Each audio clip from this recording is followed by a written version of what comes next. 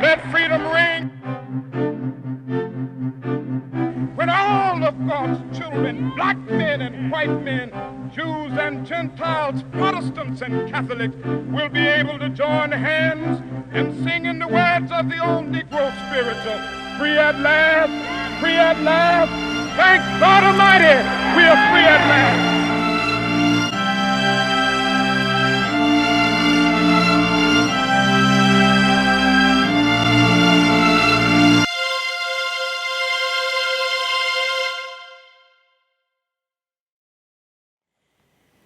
Welcome to the Talk of Simsbury. My name is Dominique Avery.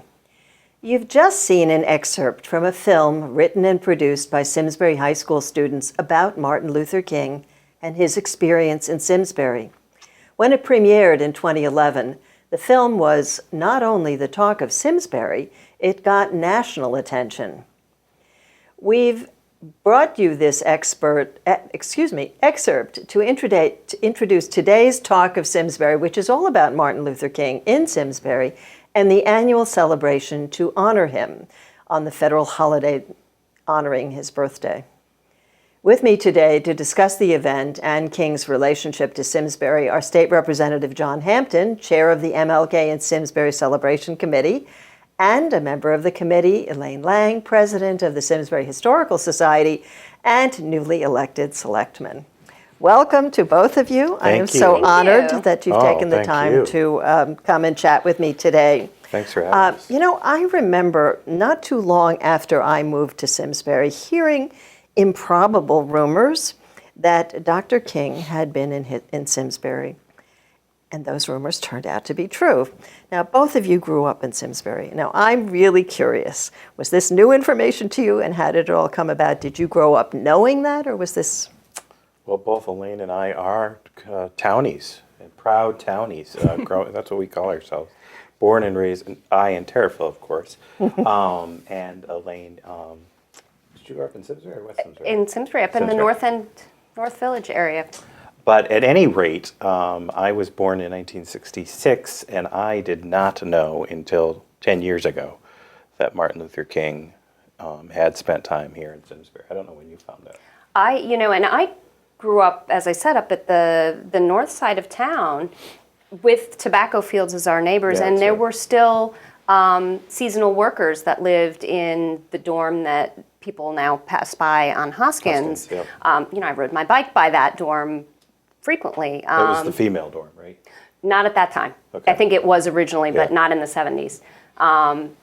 And I didn't know until I came back here 10 years ago. I had not heard, and the fields were still going, and we still were very familiar with it. And interestingly enough, my mother-in-law, who grew up in Pennsylvania, came up and also worked in Suffield in a similar program with her church group. So I all these kind of learning about our seasonal workers moments long after I grew up here. So you learned about it just about the same time as the students did? Absolutely. Right. Yep. For people who have moved to town since that movie premiered and might not have heard about Dr. King, why did he come here? Had to do with tobacco? Why did he come here? What were the circumstances? What can you tell? Well, it's hard to believe he would have been 86 years old this year. 86-year-old, but he was here in his teenage years. He was here in 1944 and 1947, 2 summers, and he came up with students from Morehouse College to work tobacco. He was then known as Michael. That was his given name, and worked the tobacco fields with other students from Morehouse, lived in the dorms. The one barn or the dorm that Elaine mentioned was, and still exists, was the female dorm. At that time. I think the male dorm has since been torn down. And so in his writings, he alludes to getting his call to the ministry and inspiration here in Simsbury, and talks about how enlightened the North, and Simsbury in particular, was at that time about race relations. And he talks about going to church and going into Simsbury Center and to Eno and watching movies at Eno. Movies at Eno.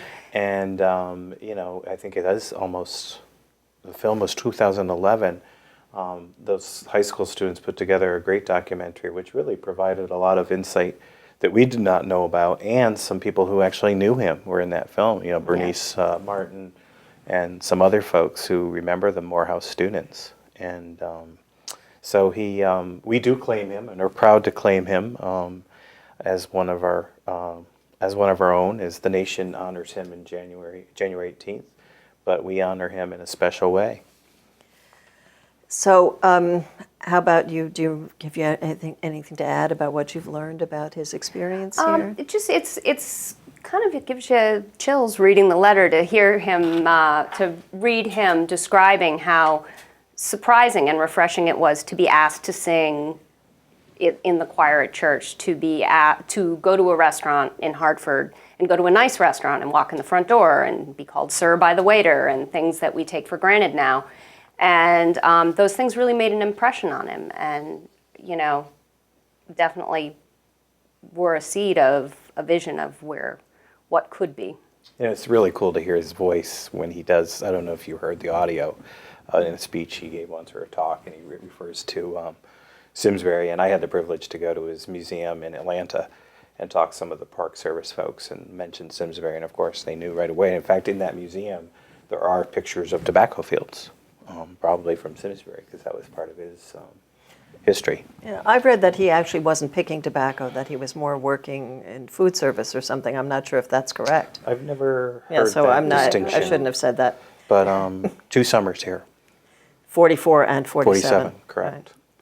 Right. Before the high school students did their film, or around the same time, was there an effort to create a statue for him here? There was an effort started about a decade ago that I was part of, but it was organized by some folks that are now on our committee. Sarah Batchelder, who is now on our committee, was part of it. Some other volunteers got together. We got to the point where we had a model, we had an artist, we had a model of him. It would be the only sculpture of him, or would have been, as a child. It was him as a 14-year-old child. But we ran into some obstacles with fundraising and location, and we kind of just folded. But then most of us decided, you know what, at the very least, if we don't get a memorial to him, Simsbury does not do anything on an annual basis to honor Martin Luther King. And as you all know, these holidays go by, and people, instead of observing it, they take a holiday and go shopping, or go away for the weekend. Or skiing. Or go skiing. And we want to pause and have our children pause and remember what this day is all about, not only because of what he did for the world, but his connection to Simsbury. So we started the celebration 6 years ago, and we decided, you know, come hell or high water, we were going to do this annual event, which just builds steam every year, and we're so excited to be doing our 6th one on January 18th. 18th. 2 p.m., First Church of Christ. So, First Church of Christ, is there a reason that it's there? Is that where he sang in the choir? That, I believe, is the church that Dr. King intended when he was in Simsbury. Yes. And also some of our committee members were affiliated with First Church, and they volunteered the space, and they're a great partner in the effort. And it's a beautiful place to hold it because it kind of adds the religious overtone. Because of course, with Martin Luther King, we're celebrating, you know, religion, we're music, inspirational words. He was a preacher. It's a great place. They're a great partner. First Church, Simsbury Free Library early on was a terrific supporter. The Simsbury Historical Society has been a great partner, and the Wagner Fund. Rick can't be with us today, but his family.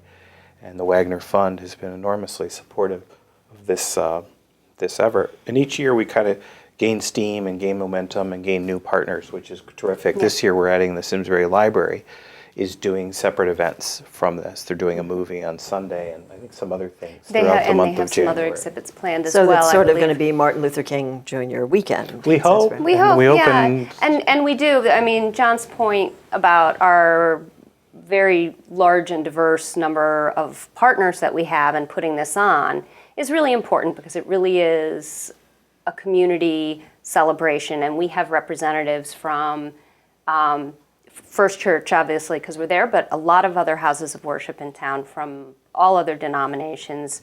We have the two musical groups, one Yeah, from Simsbury the Public schools, Schools, and big. then the Intonations, our local senior musical Yes. group, which is also wonderful.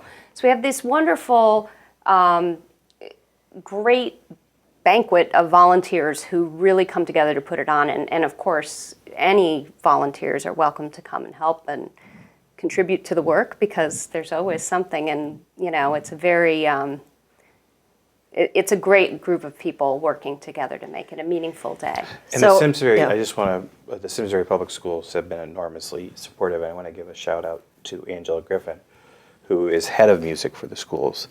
And she's been a committee member for a long time. And providing the music and the students is such a key part, I believe, to this event. It's a new generation, and their music is amazing.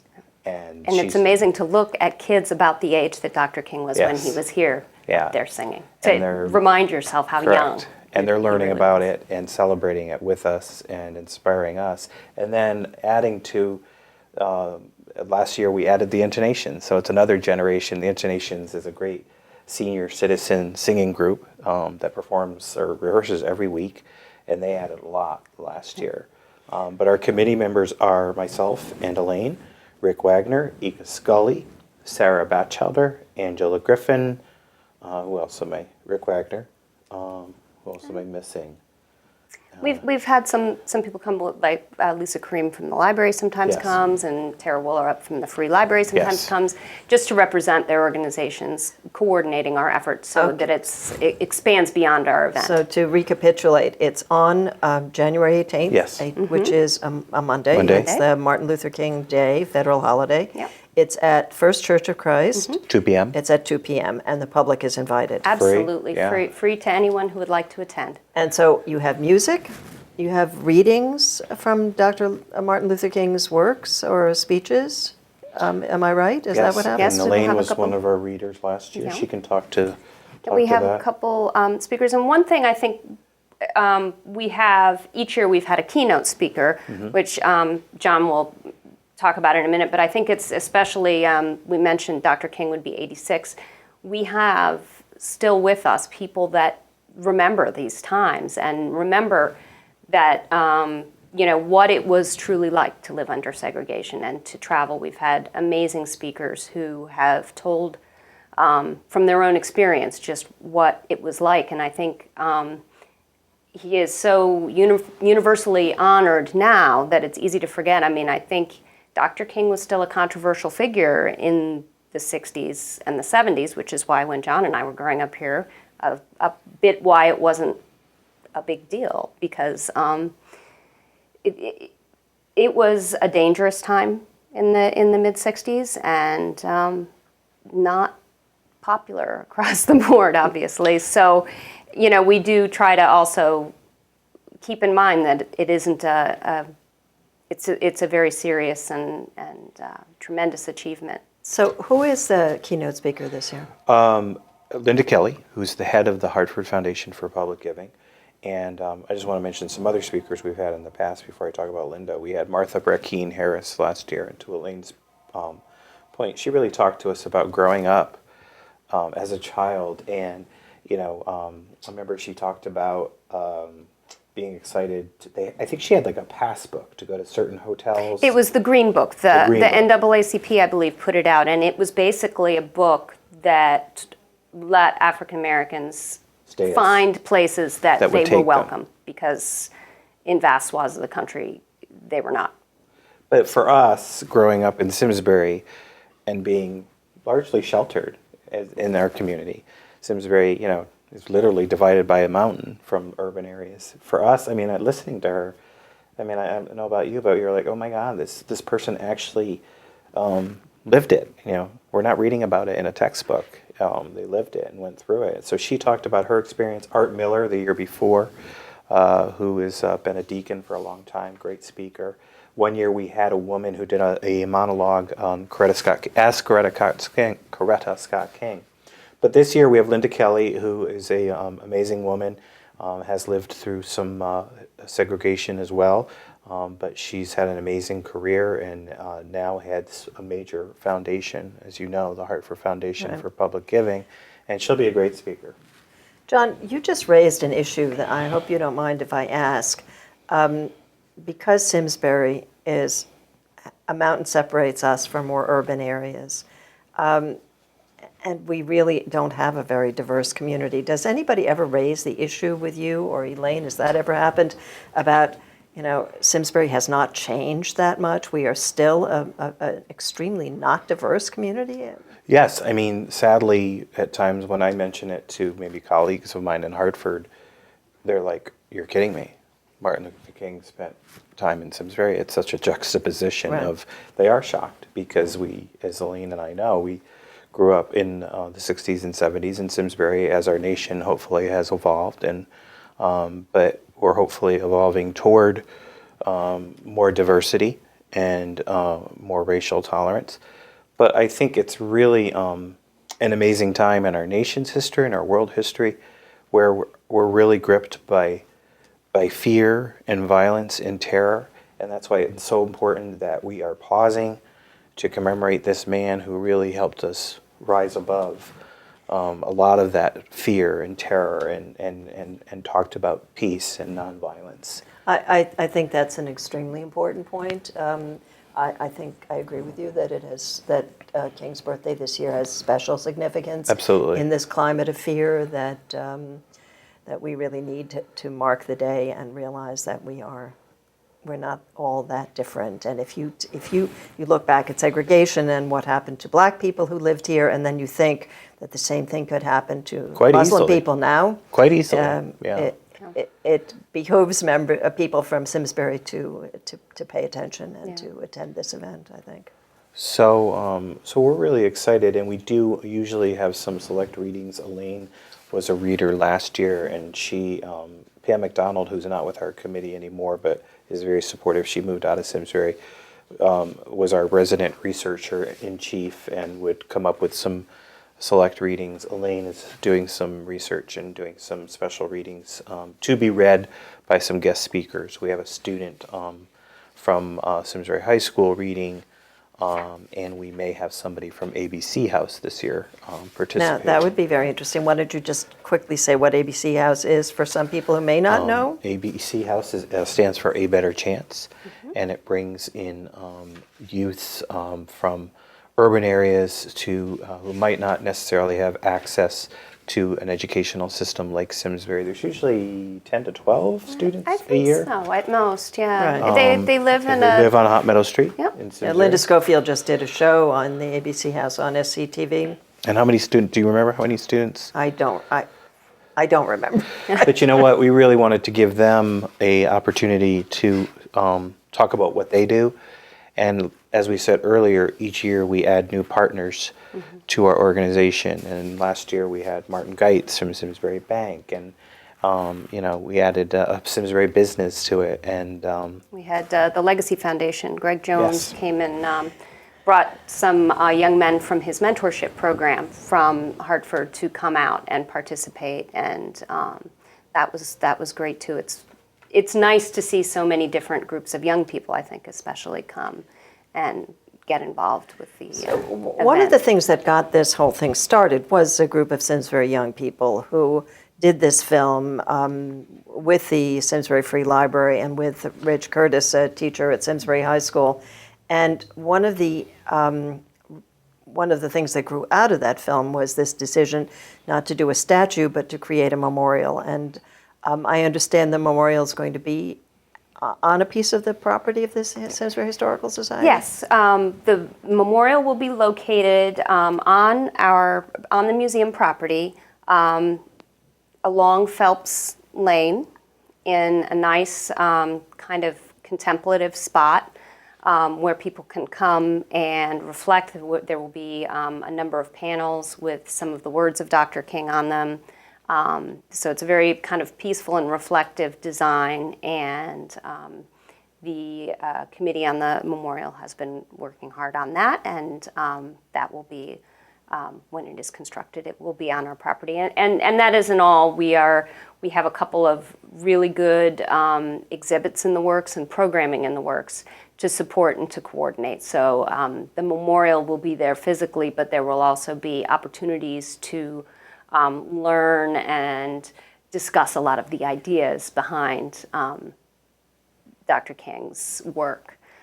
So we're very proud about bringing just that out. Explain to me exactly where it's going to be. Is a building going to be moved, or? No buildings will be moved. The schoolhouse building is on the corner, which Next to Vincent's Sports Shop. Next to Vincent's Sports Shop, which is something very interesting about that schoolhouse is that was moved from Bloomfield, which the Scotland portion of Bloomfield, which was originally part of Simsbury. And that schoolhouse was, before it was moved here, it was the family home of an African-American couple that worked in the agricultural fields in Bloomfield, and their 6 children lived in that building. So there is that tie to our farm working community even through that, which is kind of an interesting footnote. So that will stay where it is, and then the memorial will go in a spot that is kind of, it's just grass and trees right now, but before you get to Hendrick's Cottage, which is the white small cottage there. So along Phelps Lane there, the road that runs between the museum property and Vincent's Sports Shop. And as I said earlier, we're separate entities, but we overlap and work really well together and support each other. And in fact, we talk about, when the grand opening happens, hopefully maybe we could do it on MLK Day. I'm not sure with the weather and everything, but help them do the actual celebration or groundbreaking. But we're excited about that, and I know TJ Donahue works really hard on that, and Tara Donahue Willerup, and some other adults that have worked on it, and some great kids. And a lot of the kids have started it, have moved off to college. Right. Well, I see that some of them have graduated from Yeah, I college know. already. Yeah. Well, that happens so fast. But it's exciting for Simsbury, and it'll be a wonderful treasure for Simsbury and a beautiful place for folks to visit and celebrate so him. I have a concern about the monument and how it's going to fit in with the character of the Simsbury Historical Society. Is it going to be sort of granite pillars, or is it going to be something that's more? I don't.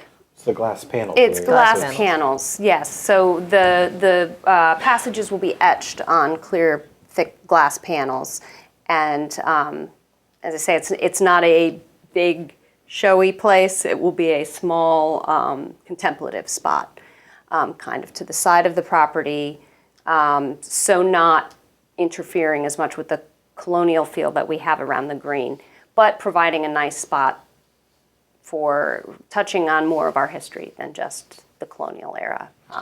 What we'll do for you, if that's all right with SCTV, is get a link to the site so folks can visit it and look at the design.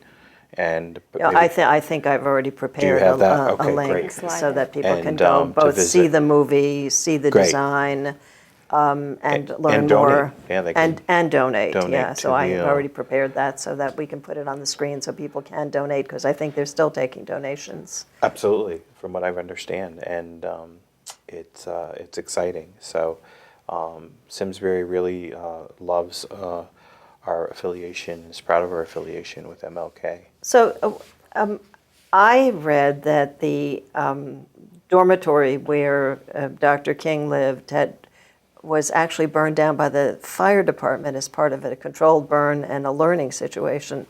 You may not know anything about that. I had read an article about it as part of a training exercise for volunteer firemen, and some people who moved to Scarborough Street where it was actually saw the footprint of the building. I regret myself that we don't have a marker there. On Scarborough Street? Right. Yeah. Yeah, it's interesting because some folks have talked about trying to preserve the women's dorm and doing some sort of marker there, or kind of restoring it and keeping that in its historical In some state. in some state of because they are quite dilapidated. But it'd be interesting for some group to come together and another fundraising project. Right. But yeah, it would be interesting to have a marker on Just a Scarborough marker, Street. just a stone marker Yeah. saying this was where, because as nice as it would be to have something at the Historical Society, it might also be nice to actually show where it was. My guess is that you'd have to get the permission of the property owner. Sure. Because there are houses there now. Yeah. Yeah, and I'm not sure if it was done in the controlled burn, although I do know that that was, especially when old tobacco company buildings, that was how, when they were scheduled for demolition, that. Do you remember when that was demolished? I don't remember. I don't remember it happening. I read 1984. Okay, so we would have been. I would have been don't in high, remember. I was a high school Yeah, student. me too. So. I don't remember. And I don't know the current status of the Women's Storm, but to me, every time you go by it, it looks. It doesn't look like a worse. safe place to go looking Yeah. around without. No, it help. doesn't. I would be in favor of saving it because it is a connection to Simsbury's Well, you're going on tobacco record that history. you're creating a committee. We're witnessing it, yet another committee. So you'll be the chair for of that Dominique. committee, right? But it is amazing. I mean, it could be, the tobacco history is another part of our history that, for good or for bad, there's tobacco is a large part of Simsbury's history. I think there's an alumni association of tobacco workers. I don't know if you knew that. No, I didn't. But I do know that I keep running into people from Simsbury who say, I worked in the tobacco I field. yeah. have friends who work tobacco. My mother grew up in Avon, and that Yeah. did in high school, and I didn't, but I knew some people that did. At that point, the seasonal workers did almost all the work by the I think it was by the starting 80s. to wane by the Yeah. time we were in high school. Yeah. But we were quite used to the traffic of buses coming in and much more activity and much more fields when we were Yeah. kids. That was his summertime experience. Yeah, and he came with Morehouse College students. Like that must have been sort of a way that he came to earn money, and the other Morehouse College students came. Yes, and Bernice Martin, who is now 107, I think she was the one who mentioned that even then he was known as a peacemaker, that the boys would flip over cots. on It was each other. a hazing thing. It And he went down wanted the to- line, and and, your cot got flipped, and then you yeah. passed it down the line. Yeah. Interesting. So we're almost out of time. Can we just quickly say again the Martin Luther King Yes, event is? It is Monday, January 18th at 2 p.m. At First Church of Christ right here on Hot Meadow Street, the big white church. It is open to the public, free. We always have a great crowd. This year we're having the Boy Scouts join us. I forgot to mention that. So we always have a great mix of older folks, younger people, out-of-towners, and there's music, there's reflection, there is some great speakers. What else? And just want to reiterate our thanks to our committee members and to all our partners, and again to the Wagner Fund for their generosity. And we're so proud to celebrate 6 years, and we hope a lot of people will come out and join us. Yeah, And, absolutely. Okay. Thank you very much for Thank you coming. very much.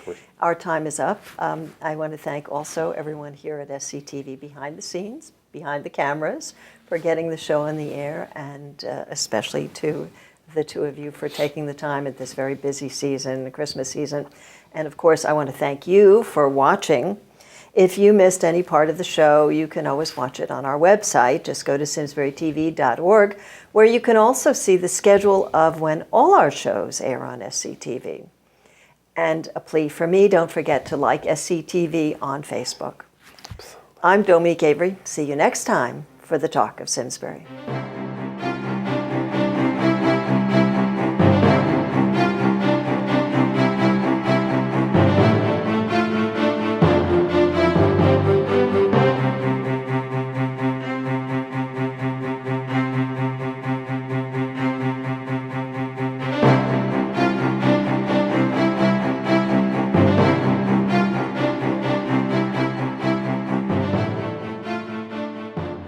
Funding for Simsbury Community Television is provided in part by contributions from viewers like you.